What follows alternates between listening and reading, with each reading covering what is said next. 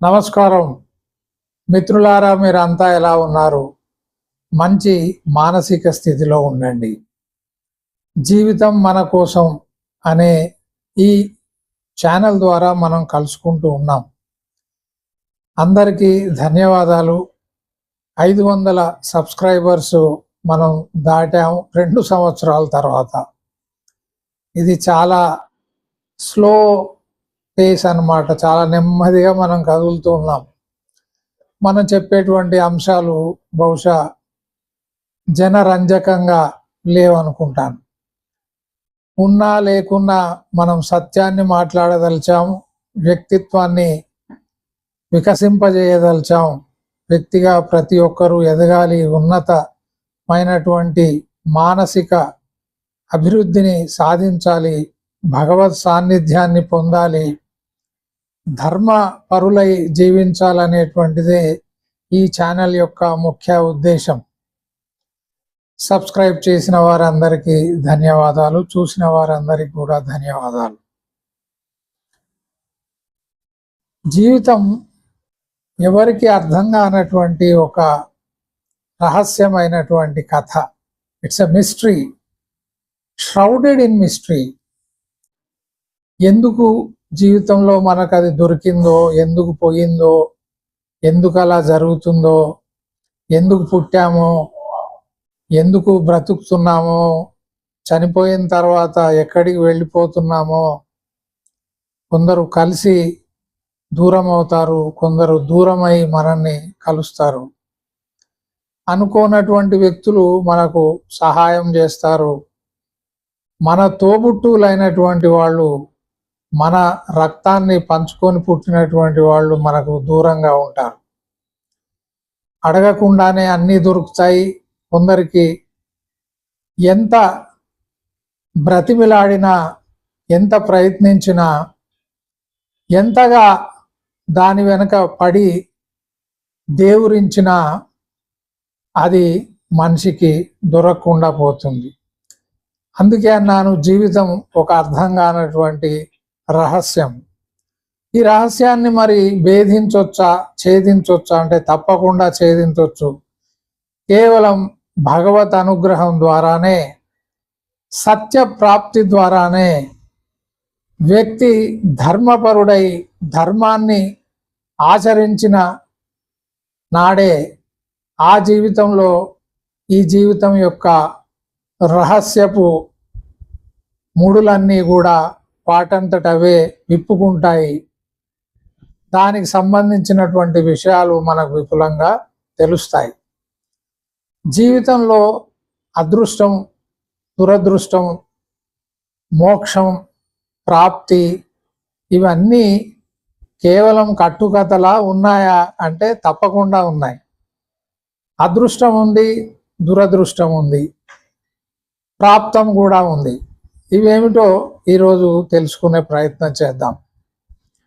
అదృష్టం అంటే జీవితంలో మనం చేసినటువంటి చిన్న ప్రయత్నానికి పెద్ద ఫలితాన్ని మనం పొందడం. ఒక్కోసారి ఎలాంటి ప్రయత్నం లేకుండానే ఒక పెద్ద ప్రయోజనాన్ని, పెద్ద లాభాన్ని మనం పొందడం, ఇది అదృష్టం అంటే. ఎలా? ఉదాహరణకి ఒక ఇంట్లో పుట్టడంతోనే పెద్ద కుబేరుడై పుడతాడు. అంటే ఉదాహరణకి అంబానీ ఇంట్లోనో, బిల్ గేట్స్ ఇంట్లోనో ఎవరైనా శిశువు జన్మించారనుకోండి, ఆడో మగో, పుట్టుకతోనే ఆ పిల్లవాడు ఐశ్వర్యవంతుడు అవుతాడు. ప్రపంచంలో మొదటి స్థానంలో ఉన్నటువంటి, అంటే ధనం విషయంలో మొదటి స్థానంలో ఉన్నటువంటి ఆ వ్యక్తి ఇంట్లో పుట్టడంతో born with a silver spoon అంటారు కదా. ఇక్కడ సిల్వర్ స్పూన్ అంటే తక్కువైపోతుందేమో, golden spoon and diamond spoon అందాం. అయితే ఆ పిల్లవాడికి అది ఎందుకు దొరికింది ఎవరు చెప్పలేరు. అది ప్రారబ్ధం ద్వారా వచ్చిందా, పూర్వజన్మ పుణ్యం ద్వారా వచ్చిందా, అది నేను కానీ మరొకరు కానీ చెబితే బాగోదు. ఎవరికి వారే తెలుసుకుంటే చాలా బాగుంటుంది. చాలా ఆశ్చర్యకరమైనటువంటి విషయం తెలియనంత వరకు. తెలిస్తే ఓహో ఇంతేనా, ఇంత సులువుగా ఉందా, ఇంత చిన్న విషయాన్ని నేను అర్థం చేసుకోలేకపోయానా అని మనమే విస్తుపోతాం, నవ్వుకుంటాం. అలాగే దురదృష్టం అంటే ఎంత పెద్ద ప్రయత్నం చేసినా మనం అనుకున్నది సాధించకపోవడం, కాలం కలిసి రాక నాకు అది దొరకలేదు అంటాం. ఉదాహరణకి ఒక వ్యవసాయదారుడు ఉన్నాడు. ఎన్నో సంవత్సరాలుగా తన పొలంలో శ్రమ పడుతున్నప్పటికీ ఆగర్భ దరిద్రుడుగానే ఉంటాడు. అంటే పుట్టుకతోని దరిద్రుడు, ఆ తర్వాత ఎంత శ్రమించినా కానీ వాడి దరిద్రం పోదు. కొందరు వ్యక్తుల యొక్క దరిద్రాన్ని ఆఖరికి దేవుడు కూడా తొలగించలేడు. మీరు అనొచ్చు దేవుడు కూడా సాధ్యం కాదా అంటే సాధ్యం కాదు. ఓసారి నారదుడు శ్రీహరిని అడిగాడట, అయ్యా ఫలానా ఊర్లో నీకు పరమ భక్తుడు ఒకడు ఉన్నాడు, నీ నామస్మరణ నిత్యం చేస్తూ ఉంటాడు, ప్రతి శ్వాసలో కూడా నిన్నే స్మరిస్తూ ఉంటాడు, కానీ చాలా దరిద్రుడు, కూటికి కూడా మలమల మాడిపోతున్నాడు, కూడు దొరకక కొట్టుమిట్టాడుతూ ఉన్నాడు. మరి లక్ష్మీపతి నీవు తలుచుకుంటే అతడికి ధనాన్ని సమకూర్చగలవు కదా అంటే శ్రీహరి అన్నాడట, ఆ ప్రారబ్ధ కర్మ ద్వారా ఈ జన్మలో అతడికి దరిద్రం తప్ప ధన ప్రాప్తి అనేటువంటిది లేదు.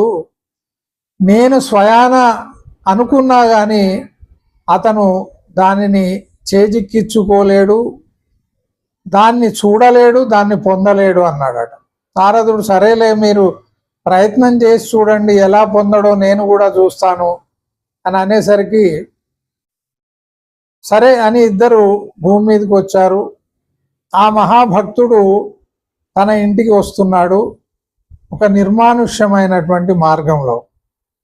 అక్కడ పెద్ద జనసంచారం ఏమీ లేదు.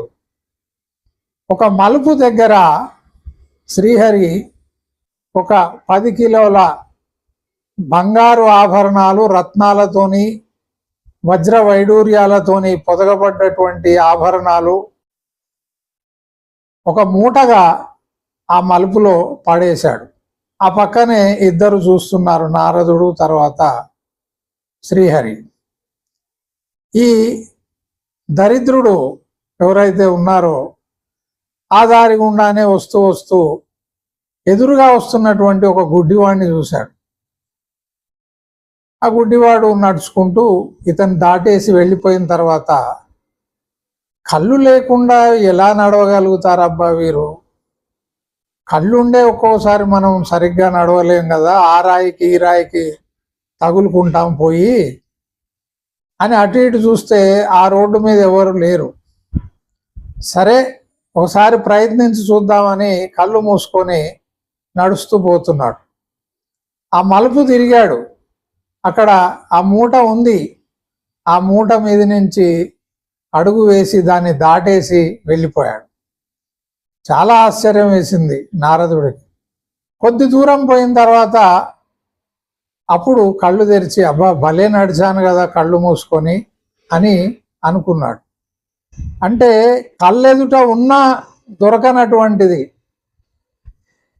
ఎంత ప్రయత్నించినా కాలం కలిసి వచ్చినా దొరకకుండా పోయేదాన్ని మనం దురదృష్టం అని అంటాం. కలిసి వచ్చే కాలానికి నడిచొచ్చేటువంటి కొడుకులని ఒక సామెత ఉంది. అంటే ఎప్పుడో ఎవరికో చేసినటువంటి సహాయం దాన్ని గుర్తుపెట్టుకొని ఆ వ్యక్తి రావడం, నేను విద్యార్థి దశలో ఉన్నప్పుడు నాకు ఆర్థికంగా సహాయం చేశారండి, నాకు అన్నం పెట్టారు, ఈరోజు మీరు వృద్ధావస్థలో వృద్ధులై చాలా అవస్థలు పడుతున్నారు, మీకు నేను అన్ని విధాలుగా సహాయ సహకారాలు అందిస్తానని వారి జీవితం చివరి వరకు ఆర్థికంగా సహాయం చేస్తూ వారికి తోడుగా నిలిచినటువంటి వారు లక్షల మంది ఉన్నారు. ఇది కథ కాదు. అందుకే ఈ సామెత వచ్చింది, కలిసొచ్చే కాలానికి నడిచొచ్చే కొడుకు వస్తాడని.